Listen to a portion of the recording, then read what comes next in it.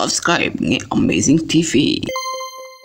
Kizi, hiyo tabia yako ya sasa hivi ya kusema kwamba wewe ni the best, yani you be proud na nyimbo ambazo unatengeneza, haijawahi kukuletea conflict labda na producer wenzako? No, me I don't care. I don't give anything ambavyo wao wanawaza, as long as unafanya kazi. So kazi utakuwa the best. You don't care, but tayari you don't care means kwamba tayari imeshatokea conflict kwa sababu unajiproud kwamba umetengeneza hits. Mimi sijiproud, naongea fact. Ni fact ambazo nazo na vitu nimevifanya na watu wanaviona. So mimi najaribu kuelezea watu wa Tanzania, watu wakusahau vitu ambavyo tumevifanya, wakumbuke, cause tumefanya vitu vingi ambavyo vimevunja rekodi nyingi. Sometimes we have to be proud of what we are doing. Usisubiri kusifiwa, sometimes inabidi ujisifie mwenyewe, kuwakumbusha watu na kuwaonesha. Kumetokea misunderstanding, that's why mechi haijaisha.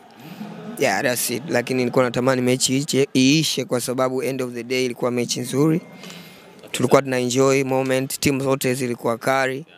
Wote walikuwa wanacheza mpira mzuri, so nimeenjoy. Okay, general, hizi mechi zimekufundisha nini labda apart from music? Zimenifundisha vitu vingi. We have to unify ourselves. Inatakiwa tuwe pamoja. Kukutana mara nyingi kama hivi, sometimes nakutana na mashabiki, something good. So nimependa, mimi nimeenjoy, na pia imenifundisha kuna kitu kimoja, kama tukiwa kwa pamoja wote tunashirikiana, is something good. Ukiachana na wasanii wengine ambao walikuwepo hapa, na wao umesema tunatakiwa tuwe unit, tuungane, lakini mmoja kati ya wasanii ambao ni rafiki yako, Diamond Platnumz, tujaona akishare, akicommunicate na wenzake, labda hata media yake labda ikitoa support kinamna moja ama nyingine. Kwa upande wako wewe, nani rafiki yako mkubwa sana? No, so kila kitu cha kushare na so kila kitu cha kukionyesha kwenye online kama una share unafanya.